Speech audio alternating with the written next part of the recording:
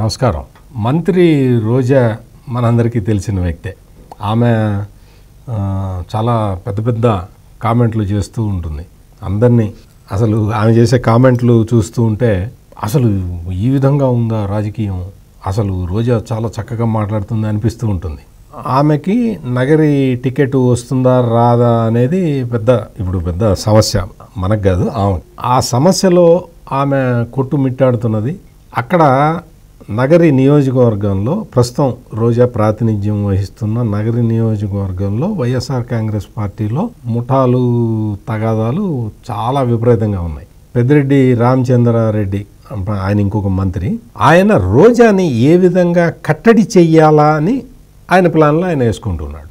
అక్కడ మొత్తం రోజాకి మళ్ళీ టికెట్ ఇవ్వకూడదు, ఇచ్చిన గెలవదు అని రకరకాలుగా ప్రచారాలు జరుగుతుంటే మొన్న మధ్య రోజాకి టికెట్ కన్ఫర్మ్ చేశాము అని చెప్పి తాడేపల్లి నుంచి ఒక మెసేజ్ వెళ్తే రోజాకి సంబంధించిన వాళ్ళందరూ సంతోషపడ్డారు. రోజాకి టికెట్ వచ్చేస్తున్నది అని చెప్పి చాలా ఆనందపడ్డారు.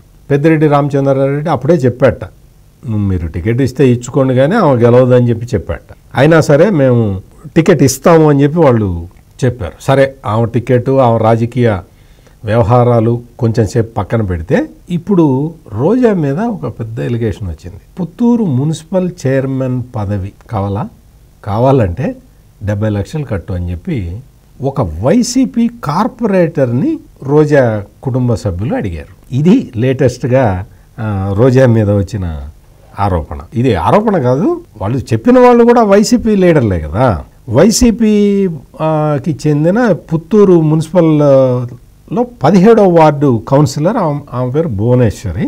ఆమె యునానిమస్గా ఎలక్ట్ అయింది. ఎస్సీ సామాజిక వర్గానికి చెందిన వ్యక్తి.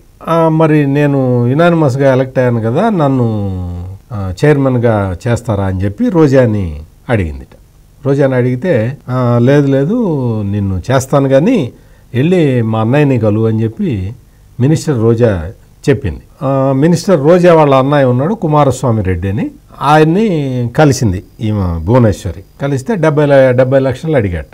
70 లక్షలు అడిగితే ఆమె మున్సిపల్ చైర్మన్ అవుతాను కదా అని చెప్పి మరి ఏం చేసిందో తల తాకట్టు పెట్టి పాపం ఎన్ని కష్టాలు పడ్డదో తెలీదు.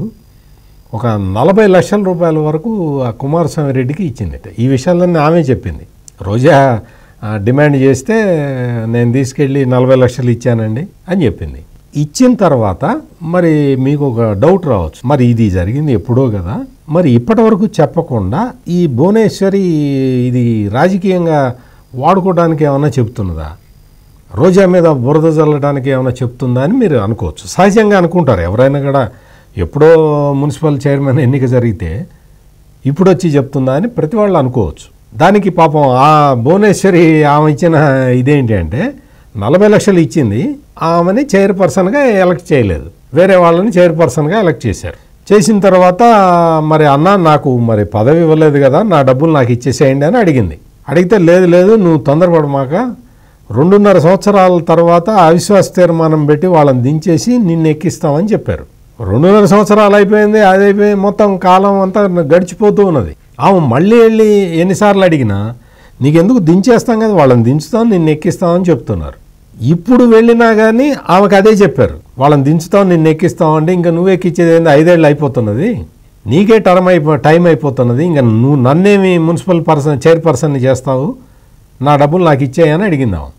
దానికి రోజా వాళ్ళందరూ కూడా కుటుంబ సభ్యులందరూ కూడా ఎదురు తిరిగారు. ఇది రోజా రాజకీయం. పుత్తూరు మున్సిపల్ చైర్పర్సన్ పదవి ఇస్తానని చెప్పి ఒక దళిత మహిళ దగ్గర నుంచి, పాపం ఆ దళిత మహిళ మీద అభిమానంతో ఆ కాన్స్టిట్యున్సీ ప్రజలందరూ కూడా యునానిమస్గా ఎన్నుకున్నారు.